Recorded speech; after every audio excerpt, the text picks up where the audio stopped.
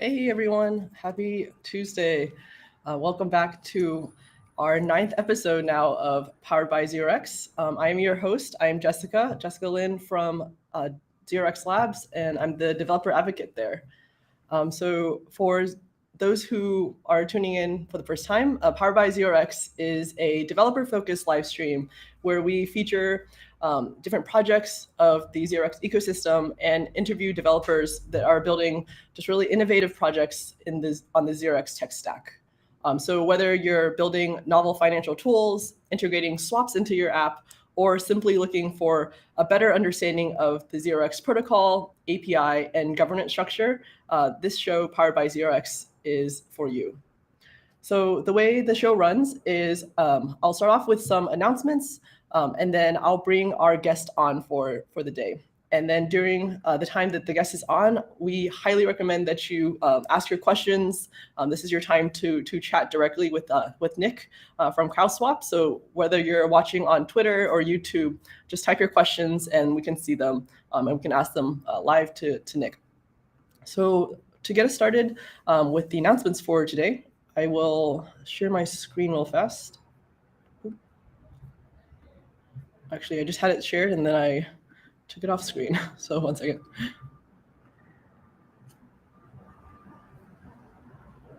Okay, so the first announcement, this was just announced yesterday, is that ZeroX API is now live on Arbitrum. So we're really excited to have this chain out for you guys.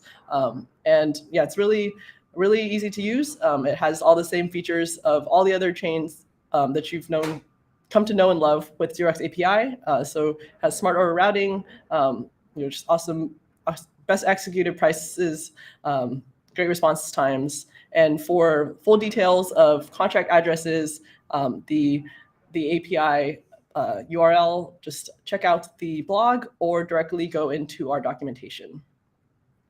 And then the second piece of news is the ZeroX Expo. So I've been taught this the past couple weeks as well. So Zero Expo is ZeroX's flagship event that happens once a year, and it's happening this year, November 3rd, the same during the week of SF Blockchain Week. So if you're in town that week, please do stop by. It's an entirely free event, and it's a great opportunity to, share with others if you're building a new project, or if you're interested in exploring ZeroX. We have our team members there from all parts of the stack, so you can dig into pick their brains if you have any questions. And yeah, so all you have to do is just go to zeroexpo.com. There's a I want to attend button. Click that. If you just fill that out for us, so we know that you're attending and we can plan for attendance, that'd be great. And it also is the day, I think, right before ETH SF. So for those who are coming into town to hack, then this is a great time to maybe get some ideas, maybe find some teammates, and then also kind of some alpha leakers that will be participating in ETHSF. So get your ideas ready if you have ideas building off of ZeroX API. So we'd love to meet you, chat with you about your ideas, see how we could support you through that. So those are just the two pieces of announcements I have for today. So let me take this off screen, close that up. Okay, so then with that, let's just dive into the interview. We have a really awesome guest today, Nick I think it's Lordello. I think I'll double check with him if I mispronounced his last name or not. Lordello. He's giving me a thumbs up. Lordello. Nick Lordello, software engineer over at CoW Protocol. So for some background, CoW Protocol is a fully permissionless trading protocol that helps find the best price for your trade across all exchanges and aggregators while protecting you from MEV. And it does so by using something called batch auctions, which we'll talk about. And batch auctions, they batch orders and matches coincidence of wants, aka CoWs. And it sources excess volume from all DEXs and DEX aggregators for those that don't match the CoWs. And then CoW protocol powers the user-facing CowSwap, which is a token trading dApp that we'll also be talking about. So with that, we'll be diving into the origins of CoW, talking about MEV, all things CoW. And then Nick will also be talking to us about a presentation and a really interesting feature about ERC-1271 that he presented on at DAppCon recently. So leveraging ERC-1271 to place all sorts of smart orders on CowSwap. So really interested to hear how that came about and the power of that. So with that, let me bring Nick on stage. Yay! Hello. How's it going? Good. I guess you already introduced me, so I don't have to do much more introducing. But I'm Nick. So the correct pronunciation of my last name is Lordello. It's not. Lordello. Okay. Yeah. It's Portuguese, I think. Oh, okay. I wasn't sure with the double L's. Welcome, Nick. Thank you. Then, how about I was going to ask you, what is your favorite breed of cow to get us? So it has to be the Bos taurus taurus. That is the scientific name for the Highland cow, the really furry cows with big horns that you see in Scotland, for example. Nice. Wait, say it again. I think it's I don't know how to pronounce it correctly, but Bos taurus taurus would be my best guess. Okay. So if you look that up, yeah, these are really cute cows. I would look up for Highland cow. You probably Highland cow. Yeah, they're super cute. Cool. I wonder if how often cows come up at the conversations at cow protocol, but maybe it's a lot. And sometimes at conferences, I've heard stories of people doing booth shift where people just randomly walk by and say "moo" at the top of their lungs. Yeah, so it comes up a lot. It was a pretty good meme. We ran with it pretty. Yeah. If you got it, then use it. Cool. So welcome to the show. Just want to get a background of how did you get into this space? How did you join this team specifically? Oh, me. So I joined like 3 years ago. I joined back before we spun off when we were part of Gnosis. So the story was I was working at something completely different, nothing related to Web3. And one of my friends asked me if I wanted to join, and I said, no. I read Hacker News at the time, which has like a very anti-crypto sentiment. I was like, no, it's okay. It's fine. And then later on, he just said, you should do a dry run interview just so you can help debug our interview process. I'm like, sure, why not? And then I did it, and I got very interested, and I ended up joining the team. And so far, I've loved working at least the DEX team at Gnosis, and now CoW protocol team. It's Ben Smith. Shout out to Ben if he's watching. I don't know. He said he might tune in. So. Well, he can catch the recording. He's not live right now. Well, you kind of mentioned a little bit about Gnosis. So that kind of, I guess, dovetails into the origin story of CoW protocol. Like, what is this relationship with Gnosis? How did you guys end up where you guys are now? So I'll try to summarize, but I'll go really far back in the past. So this is if I say anything wrong, I'm sorry, but this is the story I've heard. So it's like the brainchild of Martin Kupperman from Gnosis, and I've asked around, and there's this really old talk from 2015 at DEF CON 1 about batch auctions and why they're good, specifically uniform clearing prices and the advantages that they bring. And this kind of started this idea of running batch auctions on Ethereum. There was a few iterations of the project at Gnosis. So one that's some of you may know is Gnosis Protocol, the original one. In fact, if you look at the smart contracts for a CoW protocol, they're all called Gnosis Protocol V2. That's what's written everywhere.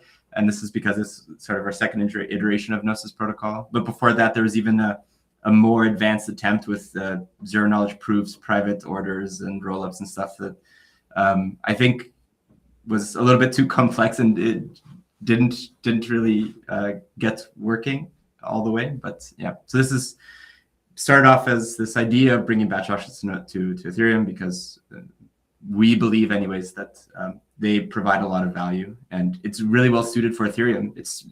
Ethereum is already divided into blocks. So if you can imagine that there's a batch on each block, and then on each block you have uniform clearing prices. So the ordering of your trades doesn't matter where you're on the block, because we use this uniform clearing price for trades. Yeah, then you don't have to, then MEV isn't the same, is a little bit more tame, because you don't have ordering transactions doesn't matter anymore. And but yeah, there's also some other nice properties, like you said, CoWs, where you get two users that don't necessarily need to trade at the same token pair, but just need to facilitate each other's trades. Like if I want to sell WETH for DAI and someone wants to buy WETH for USDC, you can usually trade USDC and WETH very easily, and like very close to 1-to-1. It's very liquid. And then you can facilitate each other's trades and pay much less for AMM fees and things like that. So there's a whole bunch of these benefits that batch auctions bring, that we hope that we want to bring to our traders. So that's a little bit of the story. Yeah, so Gnosis, the idea of working on batch auctions began. I read a little bit about Gnosis also enabling or having the idea of ring trades. Is that? Yeah, so this is kind of what I meant with the example I gave, where if you have one person that's trading WETH to DAI, another person that's trading USDC to WETH, and someone else is trading DAI to USDC, then you can kind of trade. I give you my WETH, and you give someone else your USDC, and then I get the DAI from someone or something. Yeah, I see. So there's like no direct trade, but you're able to like facilitate some matches across like all these different pairs. I think there's like an interesting, pretty like just to give you imagine a circle where I hand off to the person and they hand off to someone else, and then that person hands back off to me. Is kind of the idea. Yeah, I see. It's hard to do with words, but I understand. Just think of like a ring, and things are going around in a circle. Yeah, let me see if I can pull up the this document. Oh, this blog post, that's what it was. This one here. I think this was one that I found earlier on about Gnosis, but essentially what you're saying, like, there's no possible trade here. Yeah. Oh, it's the same concept though. This is the first iteration. This is exactly what I meant. But the concept is exactly the same. It's just the way we designed it wasn't really well suited to the higher gas fees that Ethereum ended up having. When we designed it at first, it was you could deploy smart contracts for cents, the good old days. Yeah, exactly this. I see. Yeah, so like you're talking about the rings, you're passing off the asset to the person that actually wants it. Yeah. Okay, cool. And sorry, going back to the origin story, I think I got carried away with this batch auction thing. And in December, so I think we officially spun off March this year, February, but we started this process of sort of splitting off from the greater Gnosis. The Safe also did this quite recently as well. So the Safe also has their own DAO, and we have the Gnosis. We've passed a vote on the Gnosis DAO to spin off what was Gnosis protocol and now CoW protocol into our own sort of entity, and we have our own DAO. And in exchange we gave Gnosis a bunch of CoW tokens. But that's it. Now we're our own thing, and we're more focused on Gnosis protocol, CoW protocol, and less, and then not part of the other things that Gnosis is working on, like Gnosis Chain and at the time the Safe, but now the Safe is also its own thing. I see. So lots of projects budding off of that. So then maybe we could let's just dive into CoW protocol then. Talking about kind of high level. Let's talk about high level how it works. Yeah, how would you explain it? So it's about batch auctions. That's how it works. So like the main thing we do is we do batch auctions, and the high level flow of basically how trading works is you have an EOA, so some private key, and then you sign a very specific message, which represents an order. You send this order to an API, which collects these orders in an off-chain order book. And then we collect these orders in this order book, and periodically we take all the orders that are in the order book and we cut these batch auctions. So and then we send these batch auctions to all of our solvers, and then the solvers try to find the best way to solve these batch auctions. They send back their solutions, and then we compare all the solutions to see which one is the winner. What we use now is basically the one with the highest surplus, so the one that improves on the user's limit price the most in total, and that becomes the winner, and that gets executed on chain. So that's like the high level of how it works. Cool. All right, so yeah, pretty straightforward. So then at each cutoff is the price. It's just like at this point the price is we kind of set the price, like ETH is at, let's just say like 1,500, and then solvers work on this problem with the price set at this mark. Yeah, so we set prices, and we call these external prices, and these prices are very important for the competition because, as you can imagine, people are trading all kinds of tokens, and so we have to normalize all the surplus into one token so we can compare them. We use ETH.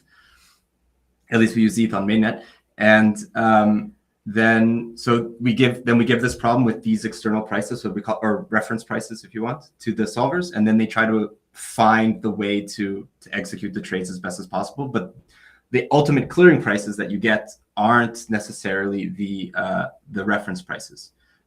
Because, for example, a solver can find some really cool strategy to trade things and improve on the prices for some orders, and then the clearing price will end up being better for these users in theory. And especially if the solver wins, then it would be better.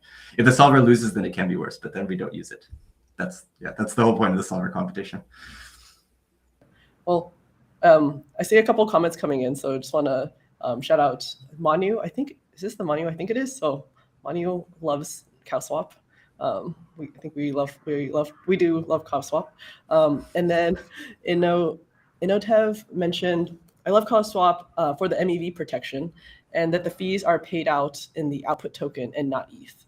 So this is a really interesting point that I do want to talk about. So I think there's two things we want to wrap here. So MEV protection, maybe like high level of what it is, why do batch auctions help protect against MEV, and then the other point about fees being paid out in the output token, which I think is probably kind of the gasless swapping aspect. So yeah, maybe let's talk about the MEV and MEV protection portion first. Right, so there's a couple of, MEV is a really broad topic, and there's a whole bunch of different kinds of MEV, but just basically because the principle of batch auctions being protecting you against MEV is that if you have a uniform clearing price so regardless of CowSwap, but just if you think about at every Ethereum block, if there's a single batch auction that does all trading on that block, then you can't really do MEV because you have uniform clearing prices. So all the clearing prices for all the trades are set. So if you trade before or after someone, doesn't matter because the clearing prices are the same for everyone. And this is this is one of the value propositions that we have and that we put on top of our batch auctions. We're not just grouping multiple trades together for gas efficiency, but also we use uniform clearing prices to ensure that everyone gets the same price in a batch, and then ordering doesn't matter. Which is one aspect of MEV. The other sort of aspect is that also relates to this gasless thing, is that users are signing off-chain orders, and so they're just saying I want to trade this for that, and I accept this as a fee.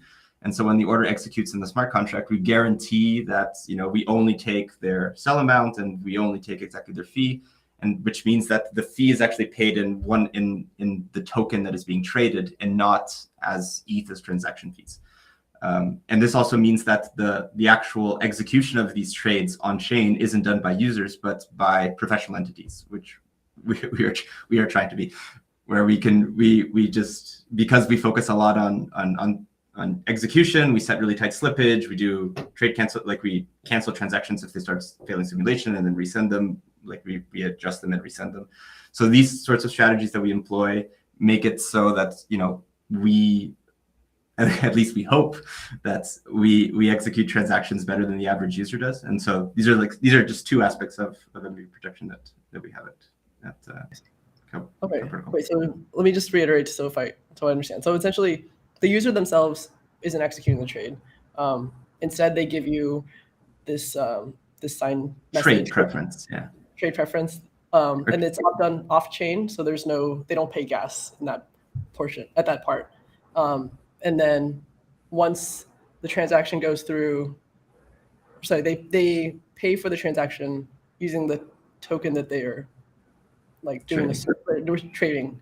And so they're not paying extra ETH for the ETH for the gas. And then also, I think you mentioned at the end, if there's any like failure on the transaction, it's not costing the user anything because they're not actually sending a transaction. Yeah, in fact it's costing the solver. So like it's in the best interest of the solvers to. So that the other thing too is when a settlement goes on chain, they're done with this uniform clearing price, and if there were some potential for MEV, it's actually comes out of the solver's pocket and not the user. So basically, we're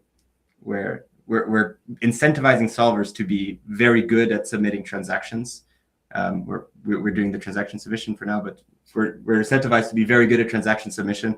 Otherwise, we lose money to MEV bots, or failed transaction costs. So we are trying to, that's one aspect of it. Yeah, that makes sense.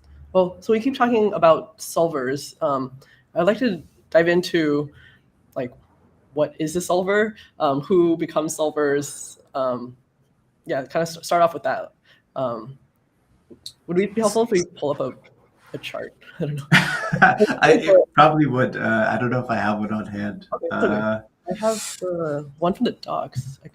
Then that will probably help. Yeah, you can pull that one up. Cool. Share the screen.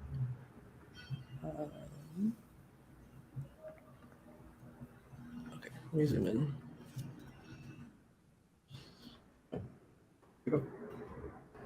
Hopefully it's legible. Is this one that? Yeah. Or me. Hold on, I found another one that might be more useful. Do you want to run with this one, or we can? No. This one has all the elements that I need to talk about. But it might be better to have like maybe. Is there another one on that? I have. Let's see.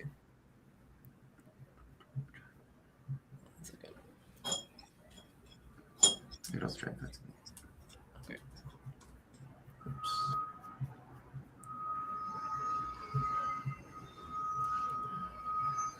All right. Sorry for the technical difficulties, folks. We will.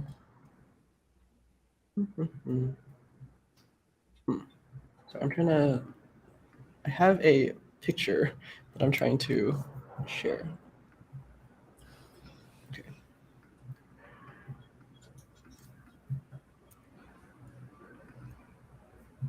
Okay, so this is one that I found from Felix's presentation. Perfect. If it's useful. Okay. Yeah, so this kind of sums up what I was saying before, where, you know, in standard DEXs, we have users that are placing transactions themselves, and they go to the miner. And in CowSwap, it's a little different, where you place transactions to the protocol, and the protocol is responsible for executing these on chain. And to elaborate a little bit on what solvers are, is when we built this off-chain order book, as I mentioned before. So it's just like it's an API. We have some database, and we just collect a bunch of orders, and we build these auctions. And then there's this special program that we send these constructed auctions to, and they're responsible for giving us like a proper settlement, like a way to execute as many trades as possible that maximizes user surplus. And currently, there's a bunch of solvers that are operated by Gnosis. Actually, there's one specifically that uses 0x as this price finding mechanism. So it basically takes a bunch of orders and uses 0x to find prices for users, and then bunches users together. And there's another slightly more interesting one that uses also a DEX aggregator to find like complex trading routes for large orders, and then it splits up these routes into smaller pieces, and then it tries to match users inside these pieces for the coincidence of wants, but not just across the whole trade, but even in segments of the trade. And then we also use 0x to fill in the gaps there. And then there's also external solvers. So recently, like one of the more exciting developments is, and one of the move towards more decentralization of CowSwap is that that Gnosis isn't the only solver operator, but we have also these external parties that are operating solvers. They all have code names in Dune, so I think this is public information. But there's like OTEC, PLM, Laritis. These are all external parties that they're bonded. So this is because the settlement contract, a solver can actually have access to all the solver's fees, not just their own. And so we bond them as a way of protecting these fees. And they are the ones, they're also doing solver competition. So on every auction, we'll send them all the orders that are in the auction, and they'll send us back, this is the best thing I can come up with for how to settle as many orders as possible. And then the one that is the best based on some mathematical equation, which is the sum of surplus, is the one that ends up getting executed. And so this is the role. The role is one, it protects users just because we have multiple. So we would have to have all the solvers misbehaving. And two, they're also competing for they're competing for execution, where they get some reward for coming up with the winner. And the game of execution, the game that they're trying to compete with, and the thing that they're trying to win at, is generating the most surplus for the traders, for the users of the protocol. And so this is just this is how we found a way to try to align incentives so that as a solver, instead of being, if you can, like the analogy of being like a block builder or something, their incentive is, I want to extract as much value from all the transactions I have in the mempool, while as we trying to make the incentives of a solver is, I want to give as much value to the traders in this batch, to be allowed to actually execute this batch and get my rewards for it. I hope this answered your question. Yeah, no, that helped answer the question. So I was just thinking where to go with it, because essentially you talked about, so you have like the traditional paradigm up top, and then the CoW protocol down below, where you have these different transactions that you hand off to these solvers, and there's a number of different types of solvers that you were elaborating on, which we'll probably dive into next.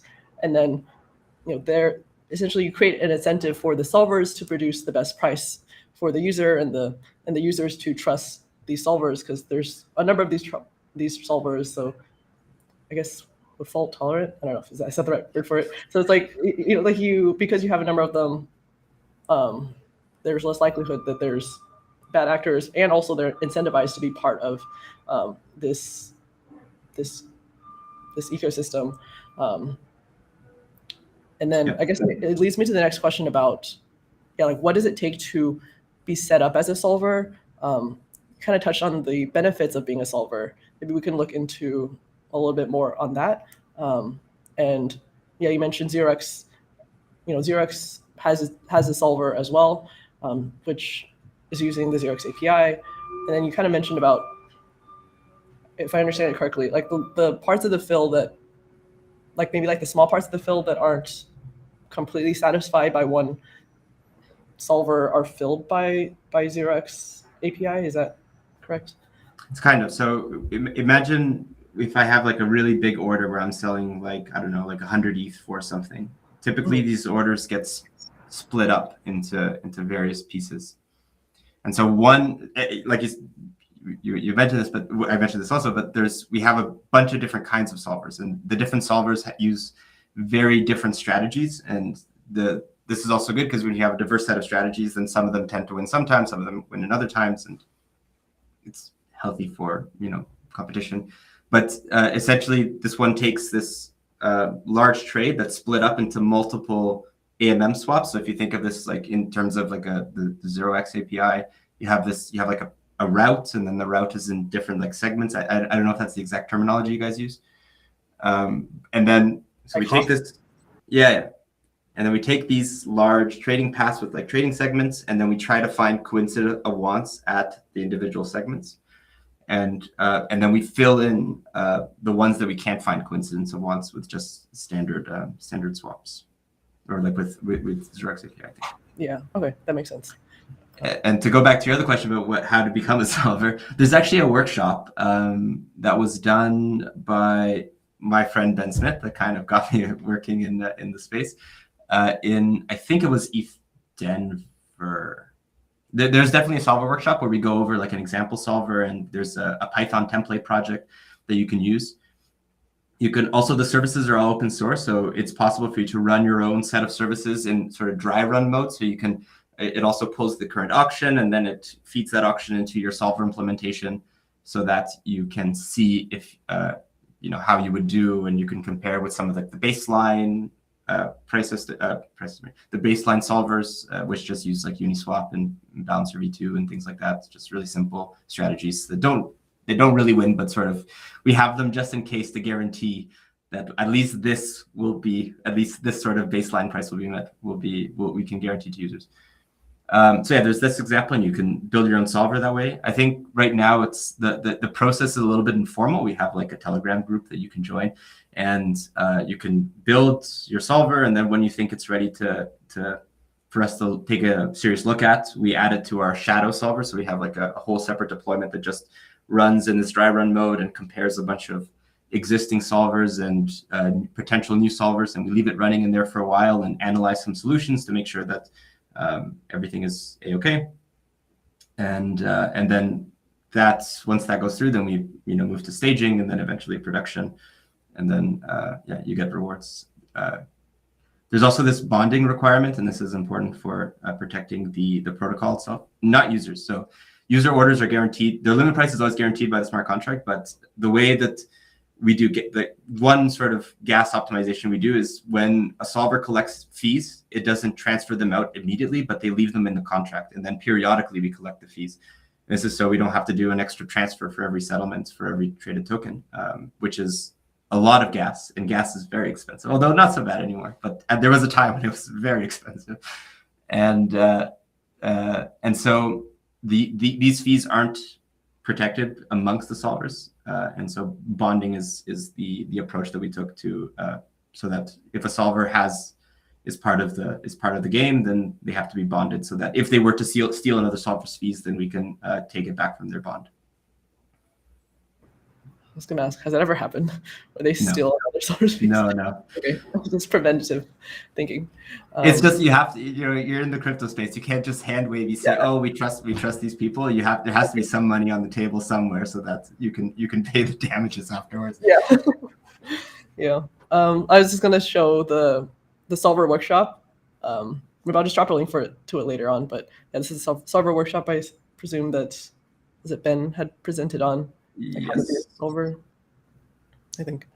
Well, I'll drop a link to it in the YouTube description for those. It is exciting. We have actually quite a few new solvers lined up, so it is growing. Wow. And there's people are interested in building. We had one that started I think 2 weeks ago, maybe. This Laertes solver. It's performing quite well actually, which is really neat to see. That's cool. Competition is heating up. So it's knives are out. Yeah, I saw this solver do that. I saw this solver do that. No, I'm just kidding. But it's good. This competition is good because we actually seen some pretty cool things. Like there are some small gas optimizations that you can have, such as using round numbers, for example, and they're reducing their clearing prices to have as few bytes as possible to save on iotas of gas. And this is something that we always knew we can do, but we just never spent time. But now that there's actual solver competition and they're playing to win some rewards, that they are making these small optimizations, which is really cool to see. Yeah, I feel like gas optimization techniques it's like a whole, It's really cool to see what they're doing. They're doing a lot of really neat things, and there's some cool strategies coming up. And it's really cool to see what competition drives. Yeah, agreed. Well, I do want to save some time for the 1271 presentation, dive into that topic. So how about we'll pivot the conversation over there. I was going to ask, would you prefer having your slides, or do you want to just talk off the top of your head? My presentation was around 30 minutes. I don't know if we have enough time to run through it, but I can. The highlights. Yeah, so the highlights.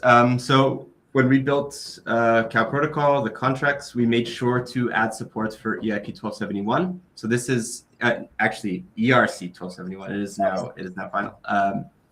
And thankfully, it didn't change between our contracts being written and the finalized version, which is really good. But essentially, this is a signature verification scheme for smart contracts. So when I at the very beginning of the interview, I talked a little bit about you have an EOA and a private key, and you cryptographically sign an order. So smart contracts can't cryptographically sign things, and so we need a different sort of a different signing mechanism and signing a signature verification mechanism for them. And so the one we chose was the standardized one, which makes sense, which is EIP-1271, ERC-1271, sorry. And this is just, it's like a pretty simple scheme. It basically, your contract needs to implement a very specific function that has a very specific signature. And if it does, then it can verify signatures on chain. And what's really, well, I think is really cool about the spec is that it's extremely open-ended. Basically, you verify some hash, and the signature bytes that you get for verification are arbitrary. So you can have, you can encode as much data as you want in the signature. The Gnosis safe, for example, encodes owner signatures. So you can sign off-chain with owners, you can concatenate the signatures together, and then you can use that for verifying on-chain signatures. So in theory, you can trade on CowSwap actually with a Gnosis safe without paying gas if you have the technical know-how to collect these signatures off-chain yourself. I don't think there's support for it in the UI. If there's a Gnosis safe people watching, you guys should add support for this in your UI. But yeah, so this is basically how I think it was designed, this signature validation scheme. But what's really neat is because it's so open-ended, you can do all kinds of things. And so specifically on CoW protocol, you can even do what would be called smart orders. The is valid signature call can verify random things. So one example is just a good after time order where the signature verification will check if the block timestamp is after some time. So it makes trading this order on CowSwap impossible until exactly good after time order. So you can actually scroll down a couple slides. The implementation is super simple. Not that one. The one before, the one where I do the summary. One more. This one, I think, when it loads. So we basically just check the block timestamp, and this way, if a solver were to be, you would give this order to the order book right away. You would say, order book, this is my order. And if a solver decided to be malicious and say, ha ha ha, I'm going to try to trade your order before you actually want me to, we would have this on-chain check that would prevent the order from actually trading. And so effectively, you get a good after time order. Your order is quote unquote, yeah, this is fine too. You can see here in like the require block.timestamp at the very bottom is greater than valid from, and then reverts as the order is not mature. And so this order wouldn't be allowed to be traded in a trustless manner, wouldn't be allowed to be traded by any solver before this valid from timestamp. And a GAT order is very simple. It's quite easy to implement, but you can do all kinds of things. Like you can use some price oracles and say make a stop loss order, for example. So your order is only valid if the thing you're selling goes below a certain price. You can do TWAP, so time, weight, average, something orders, and you can sell things little by little over time.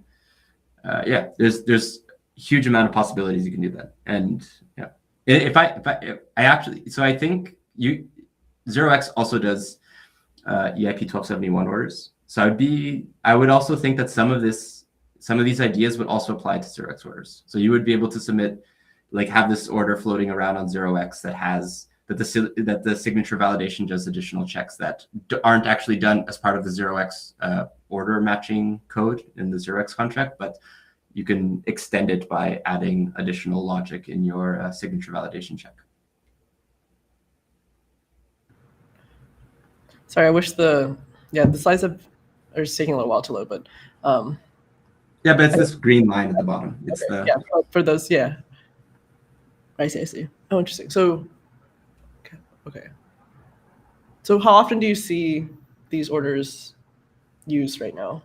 So I just presented it, and we don't actually have them. But we have this. We have actually one of our larger criticisms we get from users is that our trading flow for ETH isn't very good, and this is because we use off-chain signatures and we use ERC-20 tokens only, and this is because you can't approve another address to transfer your ETH for you. You have to wrap it into WETH before you can do that. This is one of the technical limitations that makes trading ETH on CowSwap not as nice as when you trade a DEX, where you can just send a transaction with a value as part of the transaction. And so we're developing an ETH flow contract, which is not quite a smart order, but uses a lot of the same technology. It uses ERC-1271, and then it keeps internal records of user orders, and automatically does the wrapping of the WETH and the approval of the WETH to the settlement contract, and just to improve our ETH trading flow. And hopefully when this goes live, we'll start seeing some of these orders. Wait. Okay, so just so I understand, so as a user, can I implement this, or is it more on like a market maker is putting this into their order?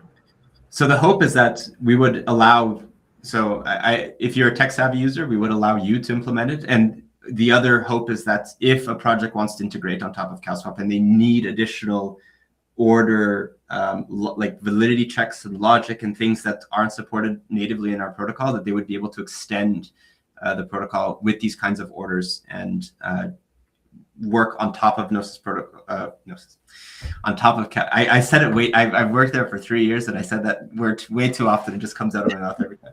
Work on top of CoW protocol without needing like support from the CoW protocol team. So it would be like an additive thing. So those are the two sort of the hopes that we have for using these kinds of things. An example would be like if a DAO wants to sell off a large amount of tokens progressively over a month, with like a TWAP order or something like that. That's either the DAO themselves would have resources to be able to make these kinds of orders, or there would be a team that would want to maybe apply for a grant, develop one of these kinds of orders that would target the DAO use case, and then the DAO would be able to create these smart orders and have them executed on top of the protocol without, like I said, without us having to add anything. It just kind of works on top of it. Cool. Yeah, that makes sense. Was there anything else on this topic that we should dive into? Anything that I can talk about this for hours, but yeah. But no, we could move on. No. I just want to make sure that we hit all the points. Okay. I think so. All right. Well, I think the last two things that I had on our agenda was kind of mentioned about the MEV price analysis. So 0x had done analysis on kind of the spread of slippage, and looking holistically at when trades happen, like why trade, like the spread of slippage. And you mentioned that CoW was interested in doing similar analysis or doing some more analysis on your own data. Do you have any follow-ups on that, or any thoughts on how that's going? Yeah, so we found that blog post to be incredibly inspiring. Our data analysis team went through, did very similar approach to what you guys analyzed. Actually, I think you introduced something which is this MEV exhaustion metric, it shows percentage of orders and in terms of MEV exhaustion, which is how much of your slippage, of your maximum slippage, got taken in an order. And then some really cool insights come from that. If you haven't read, so for people that are watching, if you haven't read this blog post with 0x and you're interested in this kind of data, I recommend it. It's very high quality. We also stole your idea and did something similar. And Gent from our data analysis team presented at DAppCon our findings. So you can actually watch the presentation. It was recorded, and they're online.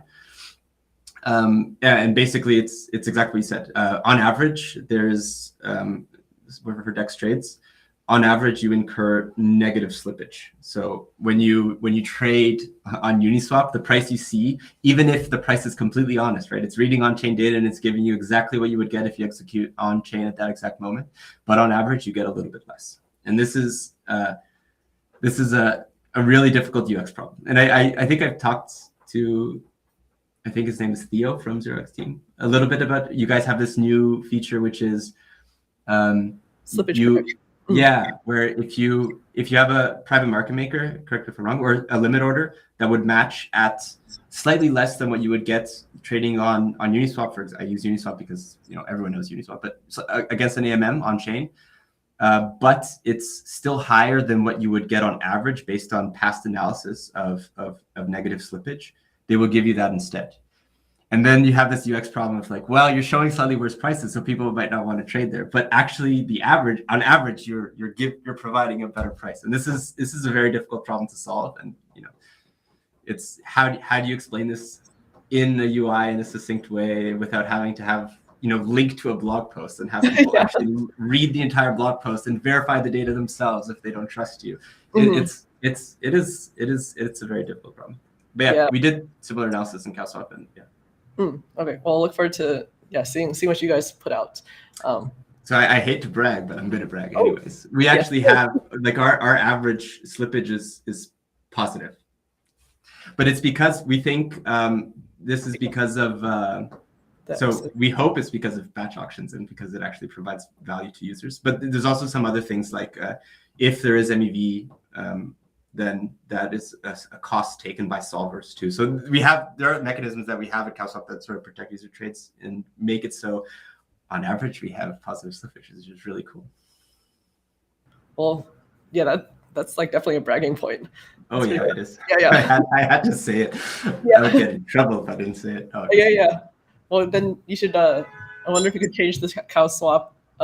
So you're talking about the UI experience.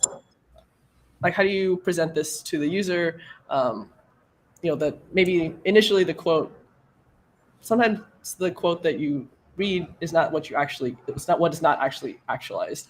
But then on CowSwap, it's like, oh, but it's not because it's better. Yeah, but then I definitely wouldn't put more add some extra amount there just to try to get people to trade. And also it's probabilistic too, so there might be days where we're below, and there might be days where we're above. And it's very slightly above. It's just a tiny bit. Yeah, it's still cool. It's still cool. Yeah, nice. I was just looking at the topics that we wanted to make sure we cover. Is there anything about CowSwap that we should talk about? So essentially, CowSwap, the trading dApp that Cow protocol powers. So this is I guess is what the product that we're building, right, for traders. So that's where most of our trades come from.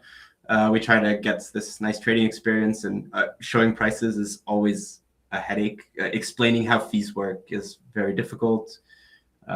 This whole concept, probabilistic fees and slippage topic is super interesting, just because we run into a lot of the same design questions that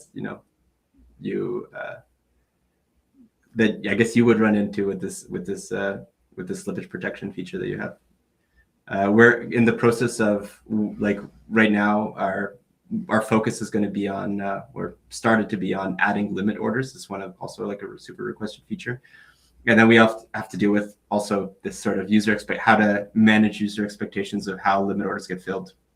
Because you place a limit order and unintuitively your limit order doesn't get filled right when the price goes in your favor into your limit orders. If you think of your limit order as a price range, and then this is, you're saying I want to match if I get this or more, but and the price of what you're trading goes up and up, and it just crosses where your price is.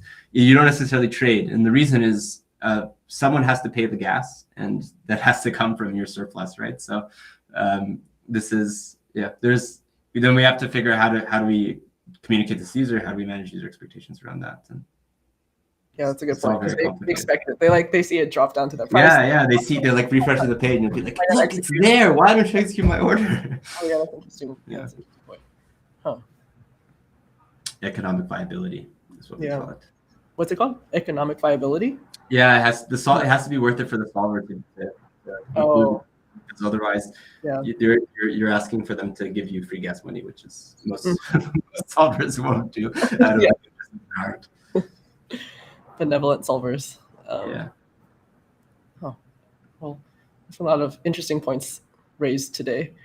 Well, we are kind of getting towards the end of time, but yeah, this is like a really interesting conversation. I feel like we hit the spectrum of anywhere from creating interesting smart orders to talking about the UI UX experience for the users. Was there anything left that we haven't talked about that you want to mention yet? Not that I can think of, but I really have to like give you guys super props to that MEV analysis thing. That was a really, really well written blog post, and I definitely recommend people that are here to read it. Nice. Yeah, definitely. And if you have a DEX, you should do these sorts of analysis yourself. Yeah, that's a good recommendation. It's super important. Yeah, we also had a MEV roundtable, so we brought on different projects. Felix from CoW Protocol was here.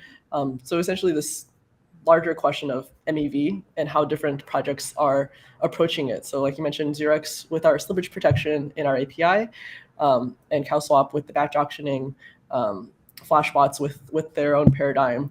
So yeah, for those who are interested in diving more into that topic, there was a roundtable with some heavy hitters talking about that. So check that out.